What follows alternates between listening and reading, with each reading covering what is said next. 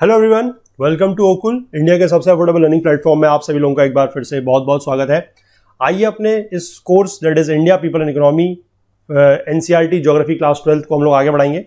ठीक है, चैप्टर 10 में हम लोग हैं, ट्रांसपोर्ट एंड कम्युनिकेशन की बात हम लोग कर रहे हैं और आज इस चैप्टर का जो है वो लास्ट पार्ट रहने वाला है। ठीक है, अभी तक हम लोग जो है ट्रांसपोर्ट क्या होता है, कौन कौन से मीन्स ऑफ ट्रांसपोर्ट होते हैं, land transport, water transport, air transport, इसके बारे में जान चुके हैं, समझ चुके हैं।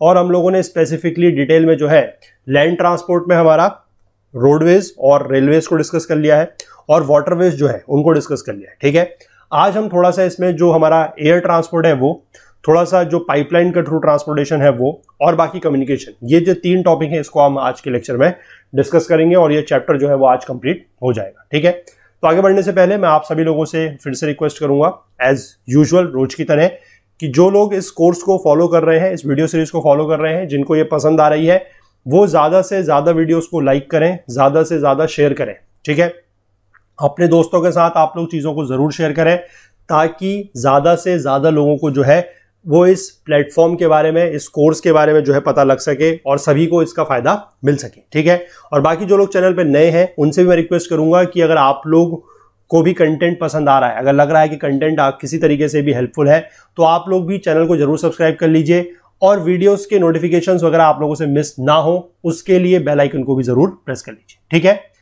तो आगे बढ़ने से पहले मैं आप सभी लोगों के साथ एक इन्फॉर्मेशन और शेयर करूंगा कि इस जो बुक है, इस पूरे के पूरे कोर्स का जो फुल कोर्स है, ठीक है, फुल कोर्स जो है वो हमारी वेबसाइट पर अवेलेबल है। वहां पर आपको वीडियोस के साथ साथ chapter wise notes plus quizzes जो है वो भी अवेलेबल कराए जाएंगे। ठीक है, और कोर्स का रेट जो है वो अभी की डेट में बहुत ही नॉमिनल है, सिर्फ 100 रुपये में आप लोगों को कोर्स मिल रहा है। ठीक है, वहां पर सारे के सारे जो 12 चैप्टर हैं उनके हर चैप्टर के बिल्कुल स्पेसिफिक टॉपिक वाइज जो हमने वीडियोस बनाए हैं वो प्लस नोट्स क्विजेज आप लोगों को मिलेंगे। और दूसरी बड़ी बात यह है कि ये कोर्स की जो वैलिडिटी है वो लाइफ टाइम है, यानी कि जब तक भी आप लोग चाहें तैयारी करना, आप लोग इस कोर्स को एक बार परचेस करके तैयारी कर सकते हैं। ठीक है, एक इन्फॉर्मेशन ये है। दूसरी ये है कि अभी हमने हाल ही में ओकुल का एक वेब ऐप जो है वो लॉन्च किया है।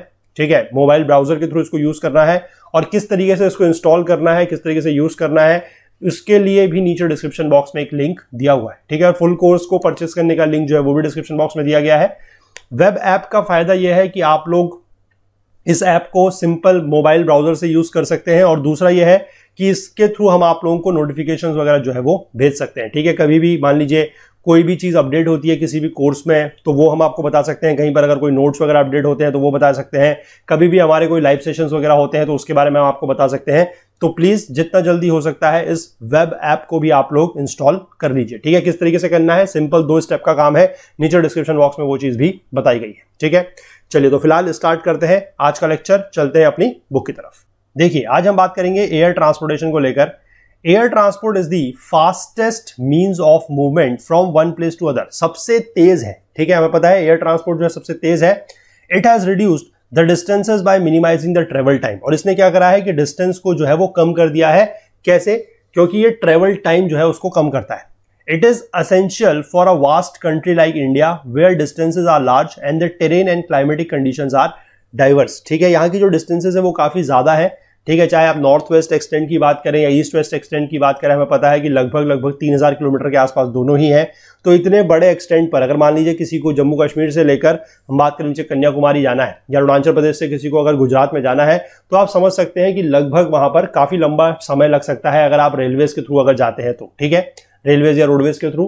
तो जो आपका एयर ट्रांसपोर्ट है वो काफी ज्यादा सहूलियत भरा है। उससे आप कह सकते हैं कि पूरे के पूरे इंडिया को आप लोग जो है वो लगभग 2 से 2.5 घंटे के अंदर कवर कर सकते हैं। ठीक है, मतलब एक एक्सटेंड से दूसरे एक्सटेंड में लगभग 2.5 से 3 घंटे के अंदर का मैक्सिमम टाइम है। ठीक है, और इंडिया वैसे भी जहां पर जो टेरेन है, टेरेन का मतलब है जो उसकी टोपोग्राफी वगैरह है, जैसे पहाड़ी इलाके हैं, हमने पिछले पार्ट में बात की थी कि हमारा जो हिली एरियाज हैं, जो हमारे नॉर्थ ईस्टर्न के रीजन्स हैं, हमारा डेजर्ट है, वहां पर रेलवे नेटवर्क ज्यादा डेवलप नहीं है। तो अगर आपको इन रीजन्स में जाना है तो वहां के लिए क्या है, फिर जो मोड ऑफ ट्रांसपोर्ट है वो एयर ट्रांसपोर्ट ही है। ठीक है, और क्लाइमेटिक कंडीशंस का भी यहां पर जिक्र किया गया है। क्लाइमेटिक कंडीशंस का जिक्र किस तरीके से है, जैसे हमने अपने रोडवेज के पार्ट में जहां पर हम रोड्स डिस्कस कर रहे थे वहां पर हमने पढ़ा था कि जो अनमेटल्ड रोड्स होती है, जो कच्ची सड़कें होती है, उनका क्या होता है कि बरसात के दिनों में उनमें पानी वगैरह भर जाता है। ठीक है, और वो नेविगेबल नहीं रहती, यानी कि उनमें आप नहीं जा सकते।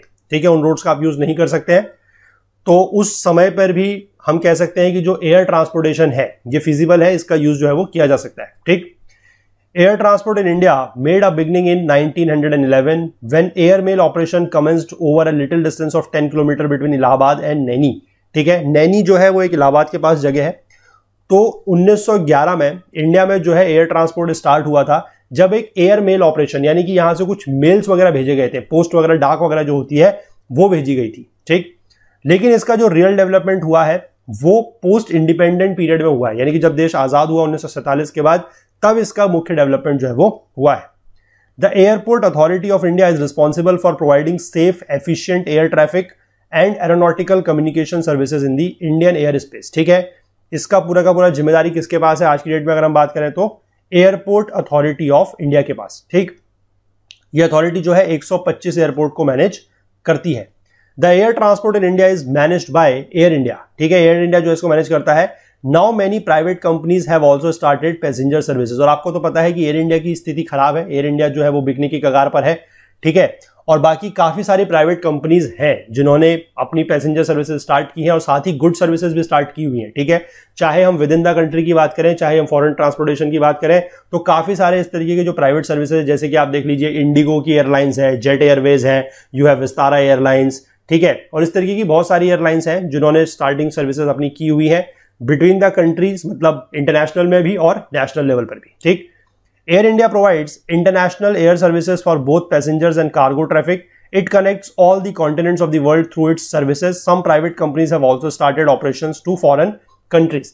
देखिए, मैं फिर से कहूंगा, मैंने पिछले लेक्चर में भी आप लोगों को ये चीजें बताई थी कि जो इन बुक्स में कंटेंट दिया हुआ है वो उतना ज्यादा अपडेटेड नहीं है।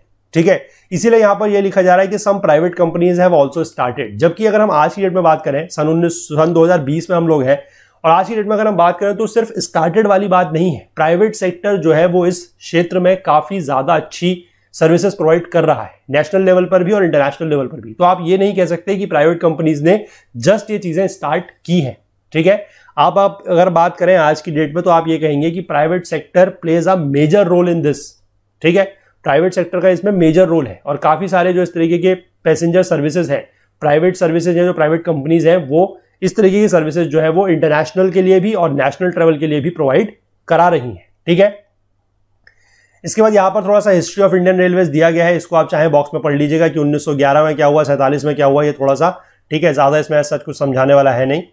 इसके बाद हम बात कर लेते हैं, यहां पर देखिए फिर से बहुत पुराना डेटा दिया गया है कि 2010 में जो डोमेस्टिक मूवमेंट है वो 520.21, ठीक है, 520.21 lakh passengers and about 23 lakh metric tonne of cargo था। ये एक थोड़ा सा इंडिकेटिव डेटा है, ज्यादा आप लोगों को इसमें ध्यान रखने की जरूरत नहीं है। Pawan Hans is the helicopter service operating in hilly areas and is widely used by tourists in north eastern sector। ठीक है, पवन हंस जो है वो एक सरकारी हेलीकॉप्टर सर्विस है जो हिली एरियाज में यानी कि पहाड़ी क्षेत्रों में और नॉर्थ ईस्टर्न का जो रीजन है वहां पर यूज किया जा रहा है।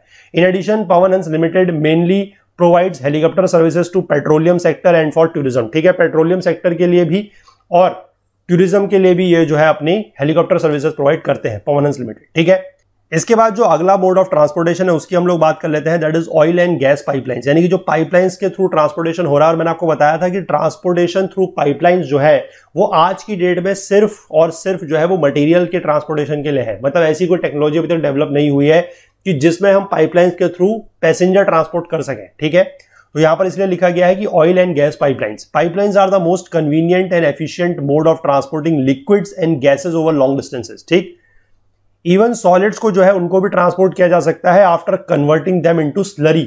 उनकी स्लरी वगैरह बना के जो है वो ट्रांसपोर्ट किया जा सकता है, मतलब सेमी सॉलिड मटेरियल सा बना के, क्योंकि ट्रांसपोर्ट में अगर आप करना चाह रहे हैं थ्रू पाइपलाइंस तो आप सॉलिड मटेरियल नहीं कर सकते, लेकिन सॉलिड को स्लरी बना के आप कर सकते हैं। ठीक है, oil India limited under the administrative setup of the ministry of petroleum and natural gas is engaged in the exploration, production and transportation of crude oil and natural gas. ठीक है, क्रूड ऑयल जो कच्चा तेल है और जो natural gas है उसकी एक्सप्लोरेशन, मतलब कहां पर है कहां पर नहीं है, किस तरीके से उसको प्रोड्यूस करना है, किस तरीके से उसका ट्रांसपोर्टेशन करना है, वो पूरी की पूरी जिम्मेदारी किसके पास है? ऑयल इंडिया लिमिटेड के पास। ठीक है, और ये एक ऐसी कंपनी है जो मिनिस्ट्री ऑफ पेट्रोलियम और नेचुरल गैस के अंतर्गत काम करती है। इनकॉर्पोरेटेड हुई थी 1959 में as a company. Asia's first cross country pipeline covering a distance of 1157 kilometre was constructed by Oil. ये जो ऑयल है that is Oil India Limited, इसने ही बनाई थी from Naharkatiya oil field in Assam to Barauni refinery in Bihar. ठीक है, बराउनी रिफाइनरी जो है हम लोगों ने बात की थी कि किस तरीके की रिफाइनरी है। ठीक है, मैंने आपको बताया था रिफाइनरी दो तरीके की होती है, एक तो जो हमारे जहां पर हमारे ऑयल पाए जाते हैं, ठीक है, वहां पर होती है, और एक मार्केट के पास होती है। तो आप मुझे ये बताएंगे कि बराउनी रिफाइनरी जो है वो किस प्रकार की रिफाइनरी है। ठीक है, बिहार में है, ये तो यहां पर लिखा गया है।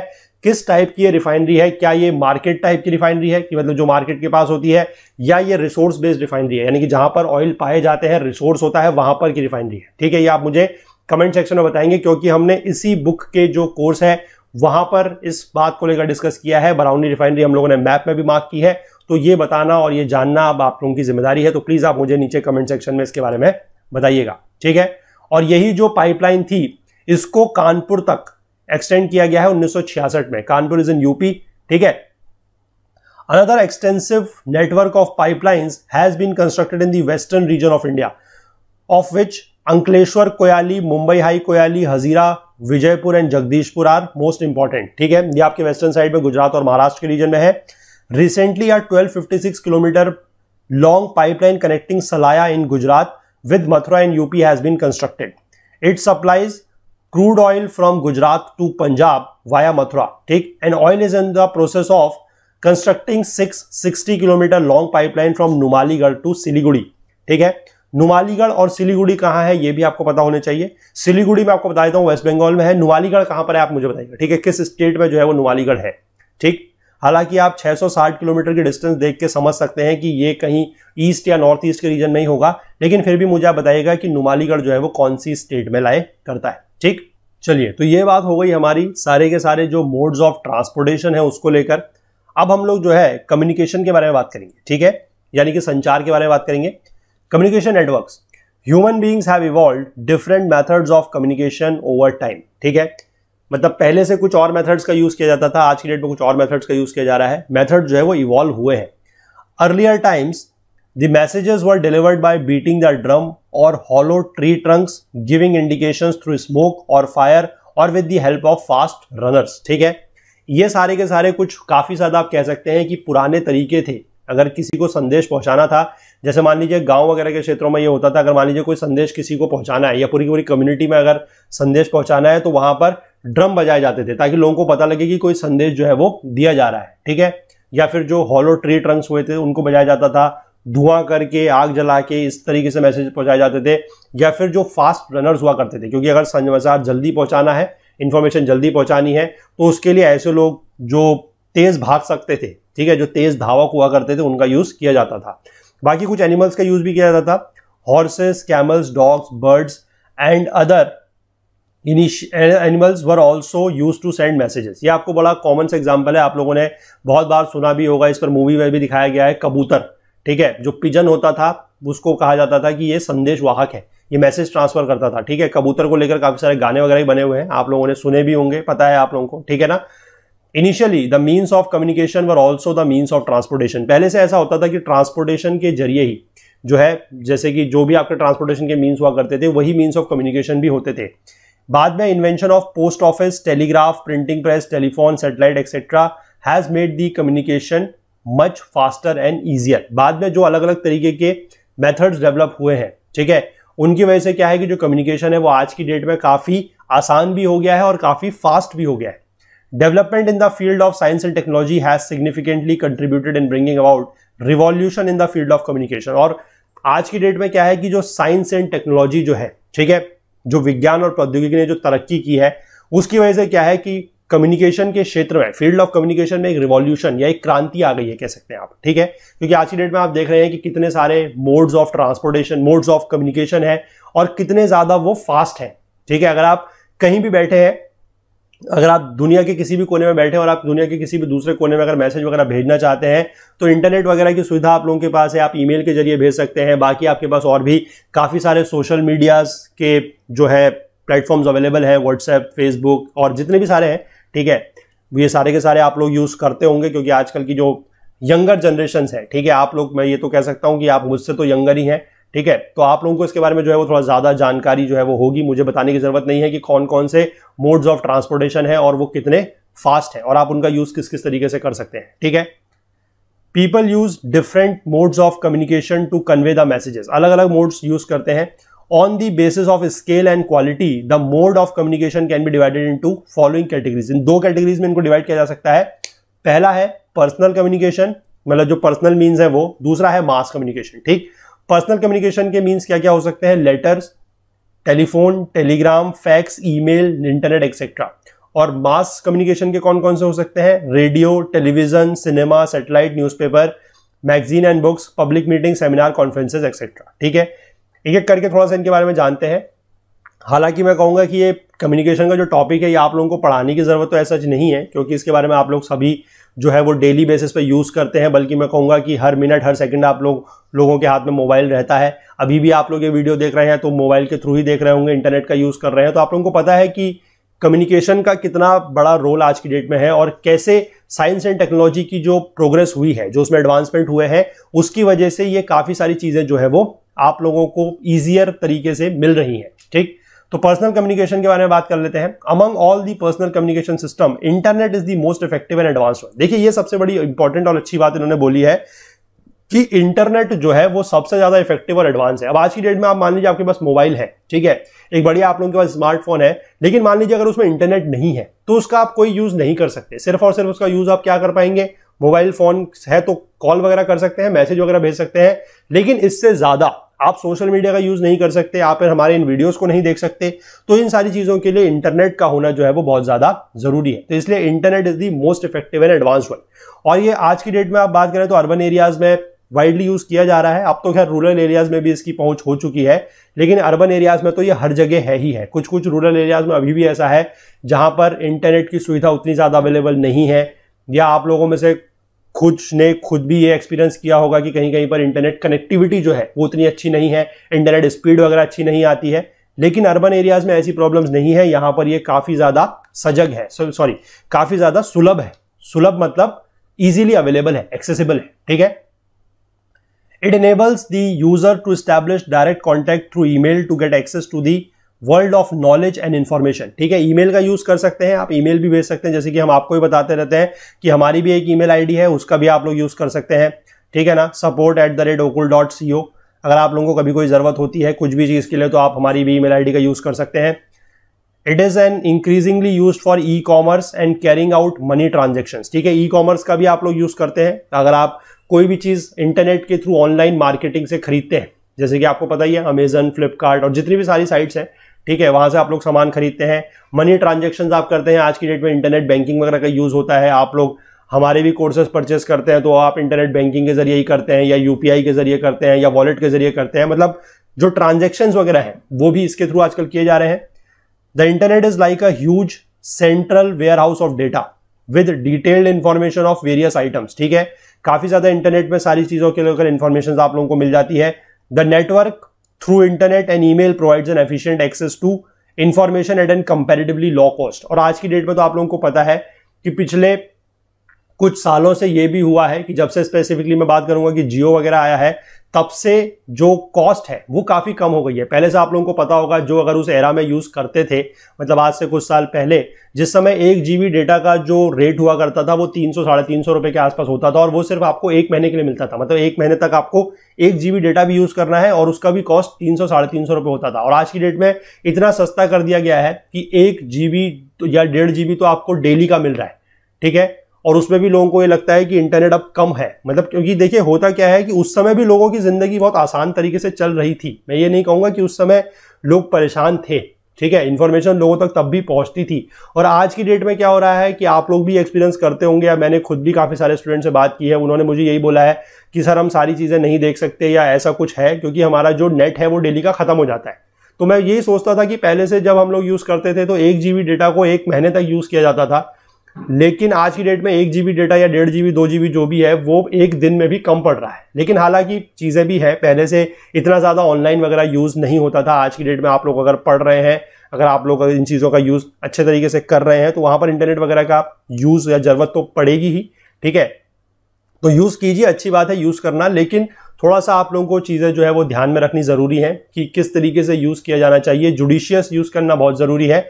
स्पेसिफिकली अगर आप पढ़ाई वगैरह करते हैं और आप यूट्यूब वगैरह में चीज़ें देख रहे हैं तो वहाँ पर आप लोगों को जो है वो इसका बड़ा ही कह सकते हैं कि एफिशिएंट तरीके से यूज़ करना ज़रूरी है, क्योंकि आपको ये ध्यान रखना है कि आप यूट्यूब का यूज़ सिर्फ पढ़ाई के लिए कर रहे हैं। ठीक है, अगर आप इंटरटेनमेंट के लाइन में अगर वहां पर जाते हैं, मतलब कभी कभार इंटरटेनमेंट भी जरूरी है, अच्छा है, आप कभी बीच में ब्रेक लेते हैं तो यूट्यूब में आप इंटरटेनमेंट की चीजें भी देख सकते हैं, उसके लिए कोई मनाही ही नहीं है। लेकिन पढ़ाई करते समय स्पेसिफिकली आप ध्यान दें कि अपने माइंड को जो है वो कंसंट्रेट होके सिर्फ पढ़ाई की चीजें ही देखें और वही चीजें पढ़ें। ठीक है, आप इधर उधर डिस्ट्रैक्ट ना हो। इसी के लिए हम लोग आपको ये चीज बता रहे हैं कि ये जितने भी कोर्सेज हैं, हम आप लोगों के लिए जो एफिशिएंट, हम कह सकते हैं कि अफोर्डेबल रेट पे हम लोग कोर्स लेके आए हैं, उसके पीछे यही पर्पस है। ठीक है, क्योंकि अदरवाइज अगर हम आपसे किसी भी कोर्स के 100 रुपए 150 रुपए ले रहे हैं तो वो हमारे लिए एज सच कोई, मतलब मैं कहूंगा कि कोई ऐसा नहीं है कि कोई हमने आपसे बहुत बड़ी कॉस्ट ले ली है, लेकिन वो 100-150 रुपए लेके आप लोगों को वेबसाइट पे लाके और वहां पर पढ़ाने का हमारा मकसद ये है, क्योंकि YouTube पे हम लोगों ने ये खुद भी एक्सपीरियंस किया है अपने समय पर, और चीजें हम समझते हैं आज की डेट में कि YouTube से लोगों को डिस्ट्रैक्शन है। ये ऑब्वियस सी बात है। अगर आप कोई वीडियो देख रहे हैं, आपने मान लीजिए अगर 4-5 टाइप के वीडियो देखे हुए हैं, ठीक है, मान लीजिए कोई आपने इंटरटेनमेंट से संबंधित वीडियो देखा हुआ है या कोई नई मूवी आई है उसका ट्रेलर आपने कभी देखा हुआ है, तो जब आप YouTube में पढ़ेंगे तो YouTube का ये एक तरीके से मैं कहूंगा कि तरीका है, ठीक है, वीडियोस दिखाने का अपने यूजर्स को, सब्सक्राइबर्स को तरीका है कि वो आपको रिकमेंडेड वीडियोस में कुछ चीजें दिखाएगा।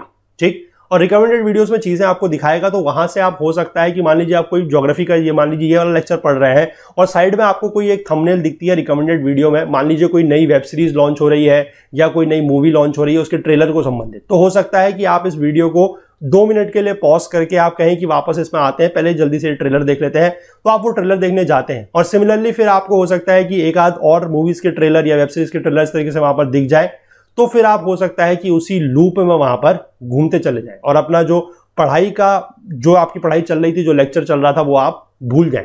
ठीक है, तो इसीलिए हमारा ये पर्पस है, एक छोटी सी हम लोगों ने ये पहल की है, ये सोच हमारी है कि वो जो डिस्ट्रैक्शन वाला पार्ट है उसको खत्म किया जाए। ठीक है, सिर्फ 100-150 रुपए आप लोगों से कोर्स में लेके हम इसीलिए आप लोगों को वेबसाइट पे लेके आ रहे हैं, क्योंकि वेबसाइट पे क्या है कि सिर्फ और सिर्फ पढ़ाई का कंटेंट है। वीडियोस हमारे सारे के सारे वेबसाइट पर भी अवेलेबल है।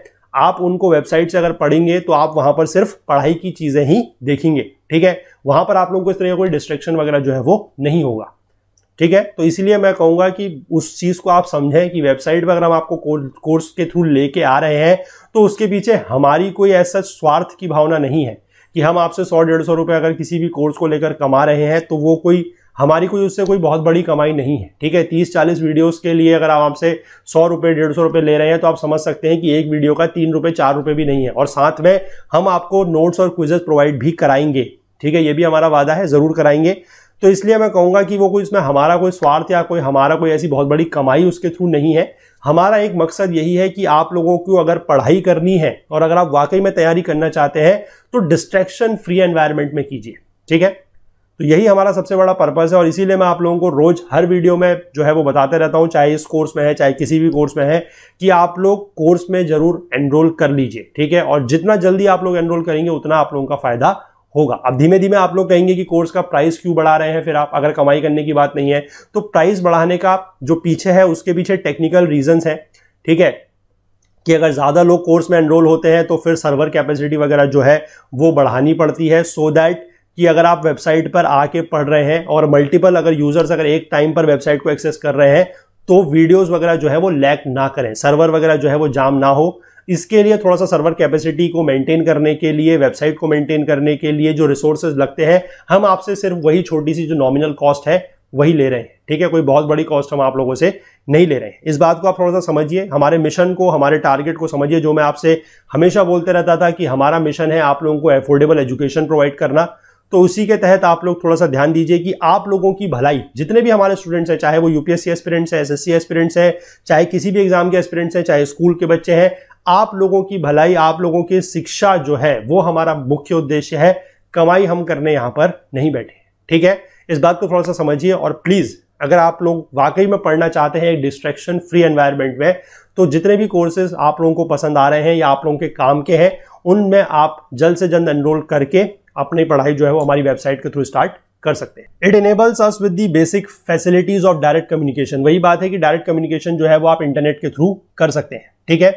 इसके बाद हम बात कर लेते हैं मास कम्युनिकेशन सिस्टम्स को लेकर। मास कम्युनिकेशन का मतलब क्या है? मास का मतलब है कि ये ज्यादा लोगों तक पहुंच सकता है। पर्सनल कम्युनिकेशन क्या है कि आप 1-on-1 करेंगे या ज्यादा से ज्यादा अपने जो फ्रेंड्स वगैरह हैं उनके साथ करेंगे, रिलेटिव्स वगैरह जो है उनके साथ करेंगे।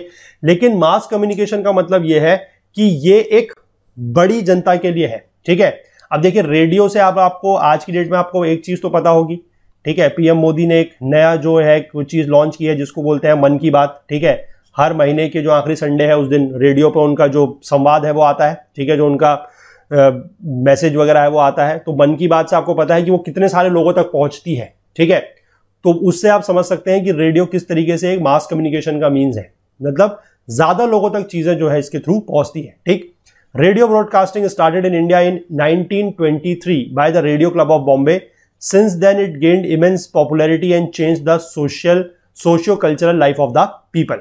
With in no time it made a place in every household of the country. अब आप में से तो आई डोंट नो कितने लोगों ने रेडियो देखा है या इसका यूज किया है, क्योंकि आज की डेट में तो रेडियो वगैरह का यूज जो है वो काफी कम हो चुका है, ठीक है। और अगर कोई यूज कर भी रहा है तो मैं कहूंगा सिर्फ और सिर्फ जो एफएम वगैरह है उसके लिए, ठीक है। और वो भी एफएम भी आई डोंट थिंक कि आजकल आप लोग तो यूज करते भी हैं। कभी आप अगर टैक्सीज में जाएं या ऑटो वगैरह में जाएं तो वहां पर वो लोग कभी कभी यूज करते हैं, ठीक है। तो इतना ही मेरे को तो आज की डेट में जो हिंट है आपका रेडियो का यूज दिखाई देता है। इससे ज्यादा कोई आकाशवाणी में समाचार सुनता हुआ आजकल जो है वो नहीं दिखाई देता, ठीक है। अगर आप लोगों ने कभी यूज किया है तो आप लोगों ने इसका एक्सपीरियंस किया होगा। मतलब मैं कहूंगा कि जो पुराने लोग हैं, अगर सन 95 से पहले के, ठीक है, हो सकता है जो 95 से पहले के हो या जो 90 के आसपास के हो, उन्होंने यूज किया हो, ठीक है। लेकिन जो आज की डेट में अगर स्पेसिफिकली बात करूं, जो स्कूल के बच्चे हैं हमारे क्लास 12th के, उनकी एज क्या होगी? 17-18 साल के आसपास, यानी कि वो 2000 के बाद के होंगे। तो उन लोगों ने तो आई डोंट थिंक कि इसका यूज कभी किया होगा, या हो सकता है कि उनके घर वगैरह में उन्होंने देखा हो, लेकिन यूज तो मुझे लगता नहीं है कि बहुत कम किया होगा। अगर आप लोगों ने यूज किया है तो प्लीज अपना एक्सपीरियंस जो है वो हमारे साथ जरूर कमेंट सेक्शन के थ्रू शेयर कीजिएगा, ठीक है। चलिए, तो government took this opportunity and brought this popular mode of communication under its control in 1930 under the Indian broadcasting system. और बाद में जो है इसको ऑल इंडिया रेडियो बना दिया गया 1936 में और आकाशवाणी बना दिया गया 1957 में, ठीक। All India radio broadcast a variety of programmes related to information, education and entertainment. Special news bulletin जो है वो भी यहां पर आती है एट स्पेसिफिक ओकेजन, जैसे कि कभी अगर पार्लियामेंट के, संसद के सत्र वगैरह चल रहे होते हैं, विधानसभा के सत्र वगैरह चल रहे होते हैं, तो उनसे संबंधित स्पेशल न्यूज बुलेटिन वगैरह जो है वो भी यहां पर आती है, ठीक है। इसके बाद जो अगला मास कम्युनिकेशन का मोड यहां पर दिया गया है, that is your television. Television broadcasting also emerged as the most effective audio-visual medium for disseminating information and educating masses। ठीक है, कि इंफॉर्मेशन पहुंचाने के लिए, लोगों तक जानकारियां पहुंचाने के लिए और उनको शिक्षित करने के लिए, एजुकेट करने के लिए भी ये यूज किया जाता था। Initially the TV services are limited only to the national capital where it began in 1959। उसके बाद 1972 के बाद several other centers became operational। In 1976 TV was delinked from All India Radio. पहले ये ऑल इंडिया रेडियो के साथ ही चलता था, बाद में इसको अलग कर दिया गया and got a separate identity as Doordarshan. अब ये दूरदर्शन भी एक चैनल आता था, अभी भी आता है हालांकि, DD1।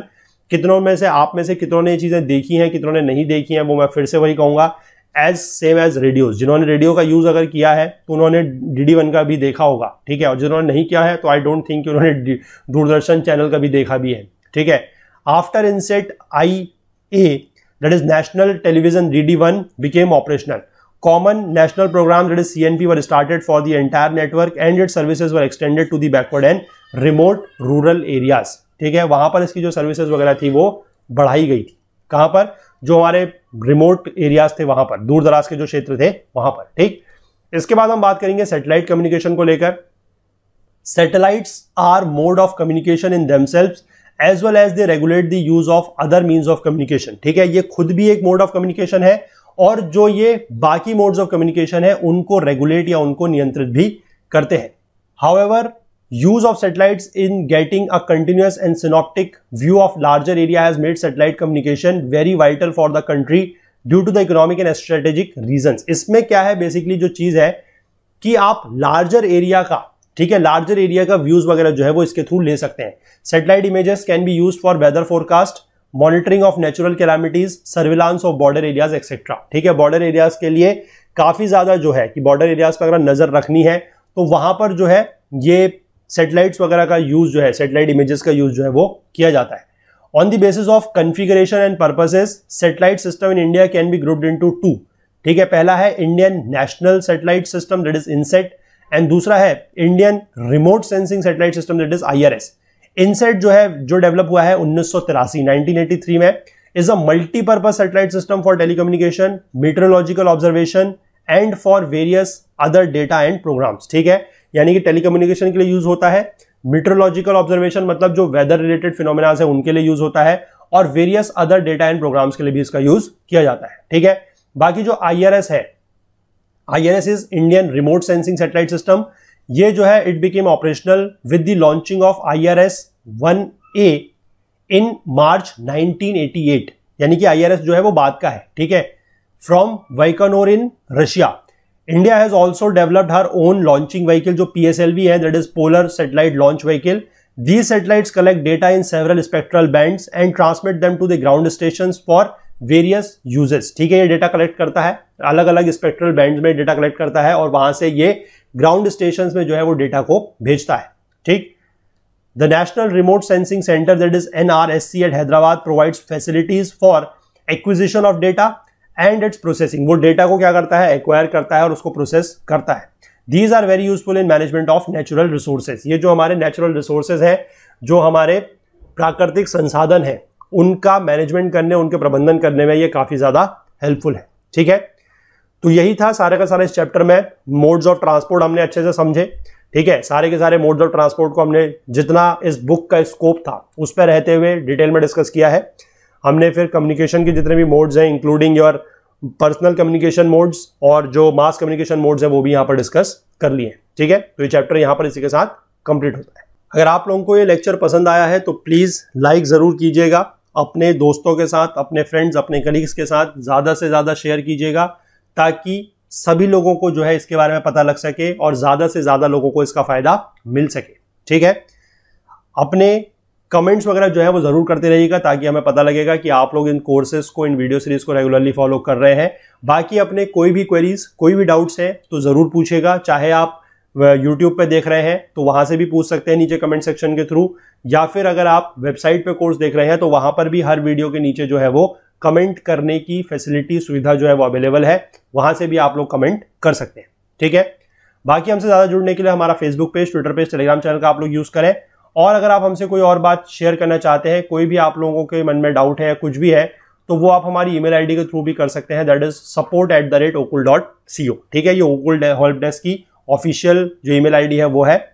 बाकी फुल कोर्स में अगर आप एनरोल करना चाहते हैं, उसका फायदा क्या है वो मैंने सब आपको बता दिया है कि डिस्ट्रैक्शन फ्री लर्निंग जो है वो आपको यहाँ पर मिलेगी, along with notes, videos, quizzes जो है वो सब चीजें आपको यहाँ पर मिलेंगी।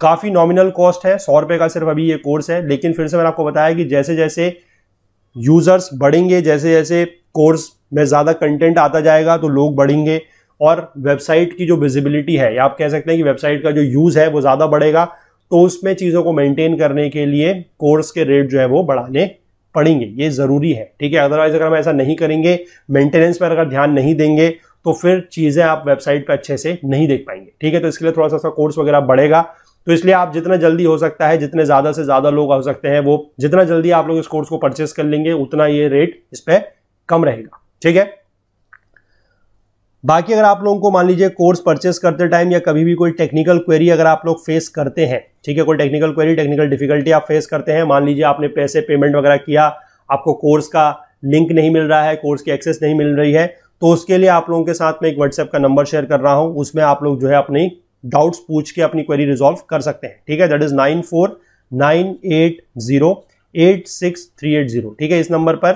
आप लोग व्हाट्सएप करके अपनी जो भी टेक्निकल क्वेरीज है वो आप यहां पर क्लियर कर सकते हैं, लेकिन कंटेंट रिलेटेड बातें पूछने के लिए ये नंबर नहीं है। ठीक है, तो कंटेंट वगैरह आप कहां पर पूछेंगे, जो हमारा टेलीग्राम का ग्रुप है, दैट इज ओकुल GS UPSC। ठीक है, ओकुल GS UPSC के नाम से जो हमारा डिस्कशन फोरम का एक टेलीग्राम में ग्रुप है, आप लोग उसको ज्वाइन कीजिए। डिस्क्रिप्शन बॉक्स में नीचे लिंक दिया हुआ है, लेकिन अगर कभी वो चीज काम नहीं करती है, क्योंकि टेलीग्राम के लिंक्स वगैरह जो है वो काफी बार काम नहीं भी करते हैं, तो उसके लिए आपको टेलीग्राम में ओकुल GS UPSC जो है वो सर्च करना है और उस ग्रुप को ज्वाइन करना है, और वहां पर आप लोग जो भी है कंटेंट रिलेटेड क्वेरीज पूछ सकते हैं। ठीक है, चलिए अगले लेक्चर में हम लोग जो है नया चैप्टर, जो 11वां चैप्टर है, second last chapter of this book of this course, उसको स्टार्ट करेंगे। तब तक के लिए अपना बहुत बहुत ध्यान रखिएगा। Please do take care of yourself. Thank you, have a nice day, bye bye.